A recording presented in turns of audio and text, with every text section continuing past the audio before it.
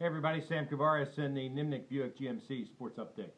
So the Jaguars have gone through 3 of their 10 OTAs, organized team activities, spring practices if you will.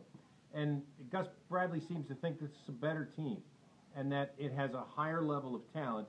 He said defensively they are more read and react than think about it and react, which is good because they still have the same defensive scheme.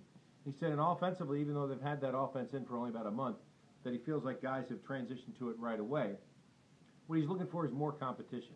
Having been to the OTAs, you take a look at what's happening out there, and there are a lot of guys in a lot of positions that are going to have to fight for roster spots, that are going to end up on other teams. And that hasn't happened here in about 5 years, where guys end up leaving the Jaguars and signing elsewhere because the Jaguars had the bottom of every roster, basically, for their starters. So at this point, you like the fact that there are like 9, 10, 11 offensive linemen. Look, they're only going to keep 7 and 8 maybe, as and look at the guys who are on the roster and think about, wow, there are some guys who are going to find jobs elsewhere.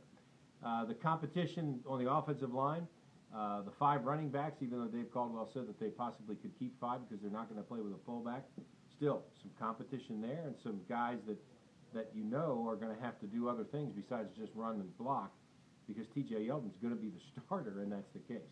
The other thing we saw finally was Julius Thomas in a Jaguar uniform on the field fulfill every single promise that you thought he had as a free agent when the Jaguars signed him. I mean, this guy, to coin a phrase, is a man. He is a pro. He's a pro the way he walks, the way he operates, the way he talks, the way he practices, how he deals with his teammates, the coaches. This guy is a pro's pro, and as I've said a couple of times, if you're not better because he's on your team, then you're on the wrong team. You need to go play somewhere else because he's a guy that you want to play next to because you know you're going to get the best out of him.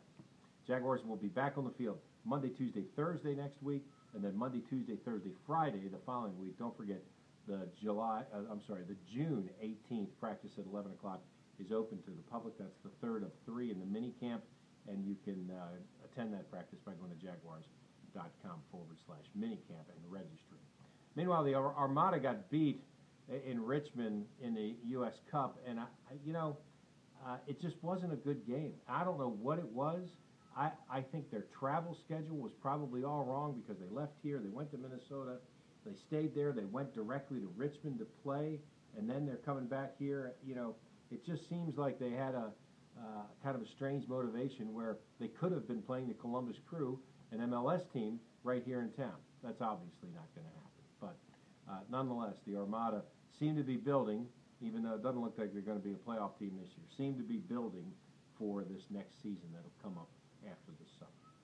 A lot of college baseball. We'll talk about that as it comes up. I'm Sam Kavaris, and that's the Nimnicht Buick GMC Sports Update.